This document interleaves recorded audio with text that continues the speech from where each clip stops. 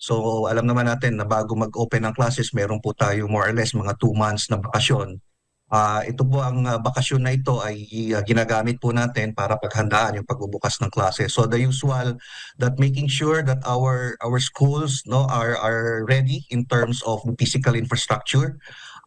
Bagamat alam natin mayroong mga kakulangan ng classroom sa mga lugar o ilang lugar, ay sisiguraduhin natin na yung mga classroom na papasukan ng mga bata ay handa in terms of nandyan ba yung mga upuan, nakapaskil ba yung mga dapat malaman ng mga bata, impormasyon, nang sa ganun ay hindi po sila maligaw kung saan po silang klase pupunta. At syempre, ihahanda rin po natin yung mga guro natin. At syempre, yung ihahanda din po natin yung kapaligiran kung saan nandoon po yung mga paaralan natin.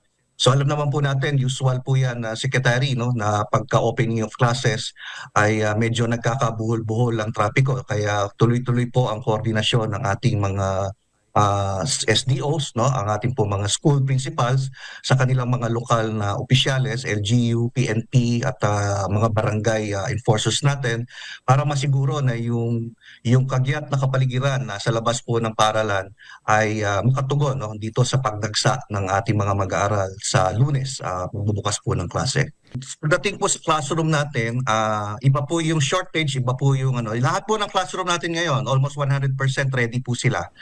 Pagdating po ng Lunes, naayos na po ito, kumpleto. Maliban lang po, Secretary, kung meron po tayong mga lugar na baka ho nagkaroon ng pagbaha, baka hindi po ito magamit muna, no, pansamantala. Pero yan po yung i-check natin kung based on our reports coming from the field, kung meron pong mga lugar na dahil po sa ilang panahon ng pag-ulan ay maaring nasa ilalim ng tubig ngayon, no, tubig baha. Pero almost 100% po yan, Secretary. Ang hindi po natin talaga matutugunan ay yung kakulangan. So right now, alam naman po natin malaki po yan, around 160 plus thousand classrooms po yung kulang natin. And this is why there are some schools, particularly in highly urbanized areas, that might be, no, will have a certain number of shifts, no, may double shifts po tayo or probably may triple shifting po tayo. Pero yung pong kakulangan na yan over the years ay sinusubukan po nating tugunan. Isa po sa inobasyon na gusto nating gawin ngayon ay yung public-private partnership, no. Hopefully we'll be able to generate at least ma-mitigate natin yung 165,000 shortage natin through our public-private partnership. So to answer your question, Secretary, almost 100% ready po ang mga classrooms natin. Nag-ikot po mismo ang ating kalihim sa Secretary Sani Angara during the last week po, no, the Brigada Week.